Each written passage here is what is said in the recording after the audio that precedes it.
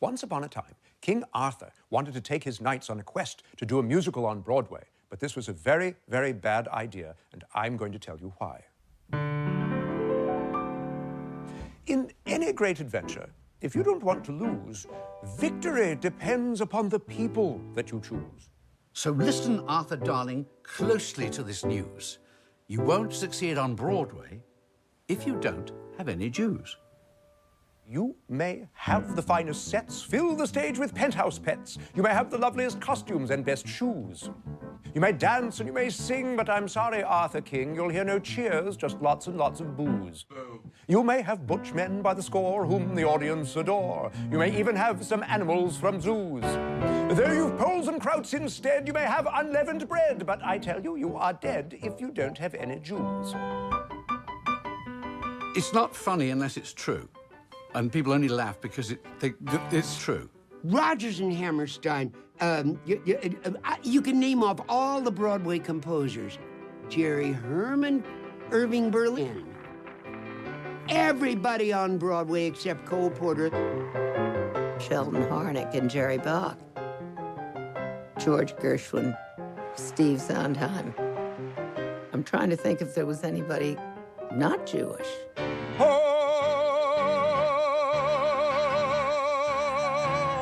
My husband, Adolph Green, and his wonderful partner, Betty Comden, and of course, Lenny Bernstein. Why were they, so many of them, Jewish? There simply must be, Arthur, trust me, simply must be Jews. How did the Jewish involvement start? Jews were very interested in attending musical theater. The American musical grew out of the vaudeville, minstrel, and operetta traditions.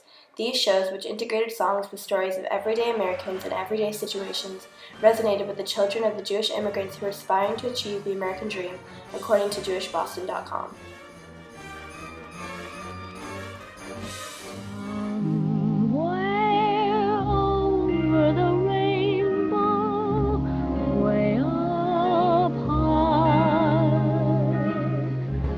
Most commonly, the Jewish played a role in songwriting. Harold Arlen, the composer of Summer of the Rainbow and over 400 other songs, grew up with a Jewish background. With his father as a cantor in synagogue, someone who sings Jewish literature and prayer, he was able to incorporate this musical styling into The Wizard of Oz, in which he won an Academy Award for Summer of the Rainbow, the #1 song of the 20th century.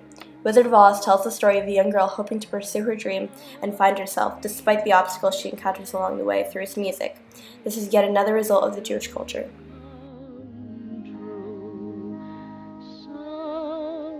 Someday I'll wish upon a star and wake up where the clouds are far behind me, where troubles melt. Some believe that, in writing it, Arlen was able to reach into his deeper immigrant Jewish consciousness, framed by the pogroms of the past and the Holocaust about to happen, and write an unforgettable melody set to near prophetic words. If you read the lyrics in their Jewish context, then suddenly the words are no longer about wizards and Oz, but Jewish survival.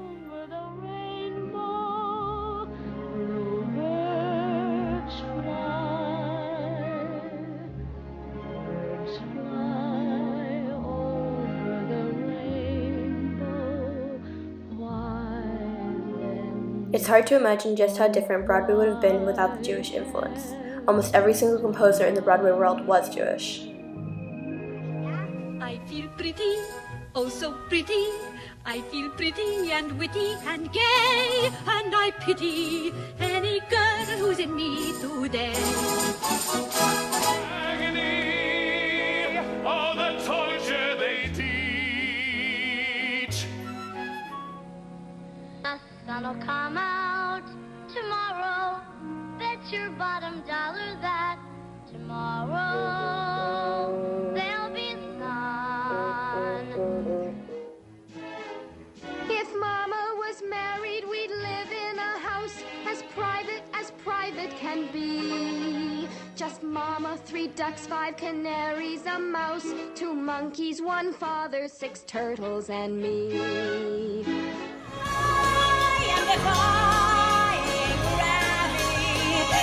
I'm flying high, defying gravity, and soon I'll match them in renown.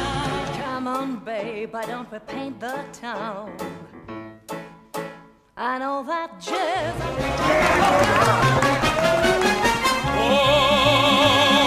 Oklahoma, where the wind comes sweeping down the plain, and the waving wheat can sure smell sweet when the wind comes right behind the rain.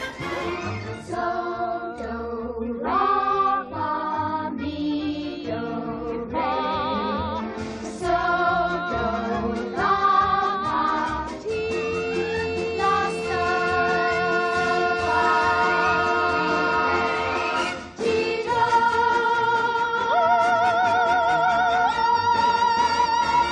So do. Without our traditions, our lives would be as shaky as a fiddler on the roof. The Jewish origin of theater is not widely known. However, the show that shows this most obviously is The Fiddler on the Roof.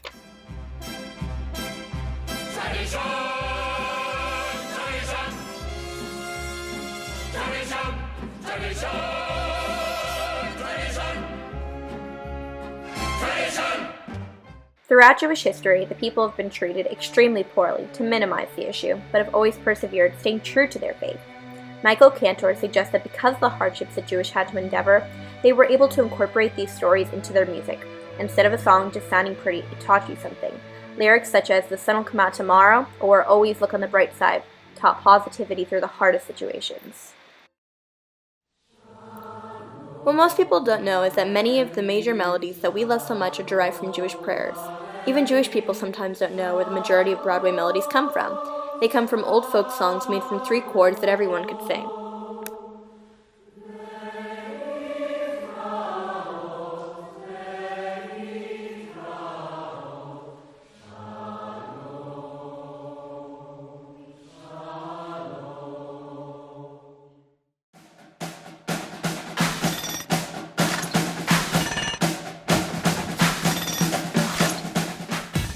The Jewish culture truly did impact the Broadway world. The amount of Jewish composers inside of the society was shocking for most people, writing some of our most beloved music. The stories of the Jewish were indeed incorporated into these storylines, telling stories of triumph and perseverance. Almost all the characters in the shows had to overcome obstacles, learning much like the Jewish had. But most importantly, the culture gave us the Broadway musical, leaving a Jewish legacy.